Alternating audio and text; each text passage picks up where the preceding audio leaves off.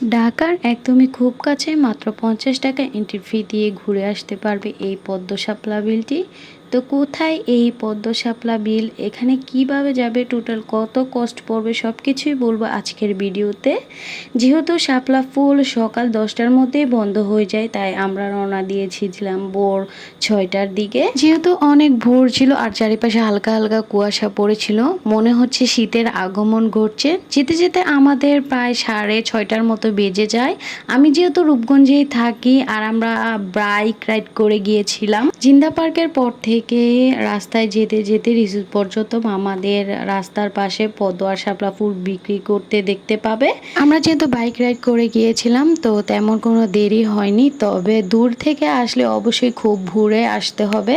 এইখানে গাড়ি পার্কিং এর ব্যবস্থা রয়েছে। বাইক যারা নিয়ে আসে তাদের পার পিস 50 টাকা, আর যারা বড় গাড়ি নিয়ে আসে তাদের জন্য 100 টাকা।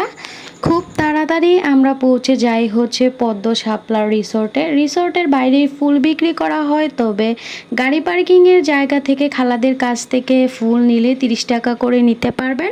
আমরা ওইখান থেকেই নিয়েছিলাম। আমরা পদ্ম শাপলা আর মাথার ব্যান্ড নিয়ে নিয়েছিলাম পার পিস 30 টাকা করে। আর রিসোর্টের বাইরে যে পদ্ম শাপলা বিক্রি করা হয় ওটা পদ্ম হচ্ছে 50 টাকা আর শাপলা হচ্ছে 100 টাকা। দেন পার পারসন আমরা মাত্র 50 টাকা এন্ট্রি ফি দিয়ে চলে যায় হচ্ছে রিসোর্টের ভিতরে। আর রিসোর্টের ভিতরে ঢোকার সময় চোখে পড়বে এই সুন্দর শাপলা বিল। আর এই শাপলা বিলটা এত বড় যে এক প্রান্ত থেকে আরেক প্রান্ত দেখাই যায় না। আর এই রাস্তার চারিপাশে শাপলা ফুল দিকে আপনার হাঁটতে তো অনেক ভালো লাগবে, আর আমার কাছেও খুবই ভালো লাগছিল।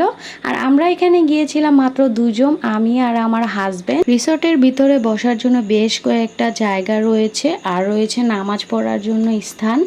আর বোটে ওঠার জন্য আমাদের 10 মিনিটের মতন ওয়েট করতে হয়েছিল। আমরা যেহেতু সাপ্তাহিক ছুটি বাদে গিয়েছিলাম, তাই খুব তাড়াতাড়ি বোট পেয়ে গিয়েছিলাম। কিন্তু শুক্রবার ও শনিবার নাকি অনেক ভিড় থাকে, বোটের জন্য অনেকক্ষণ অপেক্ষা করতে হয়। 300 টাকা দিয়ে আমরা 1 ঘন্টার জন্য বোট ভাড়া করি, আর একটা বোটে ম্যাক্সিমাম 3 জন ওঠা যায়। লেকটা যেহেতু অনেক বড়, 1 ঘন্টা অনেক সুন্দরভাবে ঘোরাফেরা যাবে। বোটের মাঝি মামারা বোটটাকে এমন জায়গাতে থামায় যাতে সুন্দর সুন্দর ছবি এবং ভিডিও কালেক্ট করা যায়। বিলের মধ্যে শাপলা পদ্ম দুইটাই আছে, কিন্তু শাপলাটা পরিমাণে বেশি, পদ্ম ফুলটা একটু পরিমাণে কমই ছিল।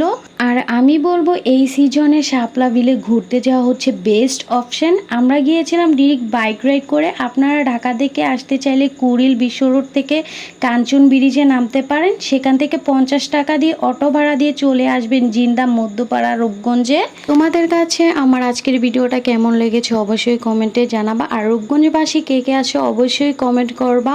আজকের মতো এখানে শেষ করছি, দেখা হবে নেক্সট কোনো ভিডিওতে। আল্লাহ হাফেজ, আসসালামু আলাইকুম।